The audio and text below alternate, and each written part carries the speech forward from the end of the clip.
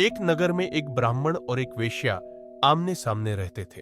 ब्राह्मण जब भी पूजा और जाप करने के लिए बैठते तो उनका ध्यान वेश्या के दरवाजे पर लगा रहता कि वेश्या के घर में कौन आ रहा है, कौन जा रहा है।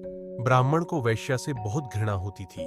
उनके पास अब उतना धन भी नहीं था कि दूसरा घर बना पाते। ब्राह्मण ने वेश्या को वहां से भागने का भी बहुत प्रयास किया, लेकिन सफलता नहीं मिली। वेश्या को इन बातों से कोई फर्क नहीं पड़ता और वह अपने ग्राहकों को सेवा प्रदान करते रहती थी। इस प्रकार बहुत वर्ष बीत गए। संयोग से ब्राह्मण और वेश्या की मृत्यु एक ही दिन हो गई। यमराज के यहाँ पाप पुण्य का लेखा जोखा होने के बाद चित्रगुप्त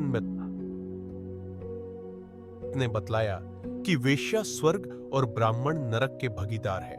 तब ब्राह्मण बोले कि यह तो बहुत ही अन्याय है। मैंने अपनी सारी उम्र ईश्वर की आराधना में बिता दी, तो मुझे नरक, और वेश्या जिसने सारी उम्र नीच कर्म किया उसे स्वर्ग क्यों? तब यमराज ने कहा कि आपने पूजा पाठ करते हुए भी अपना ध्यान ईश्वर में पूरी तरह से नहीं लगाया।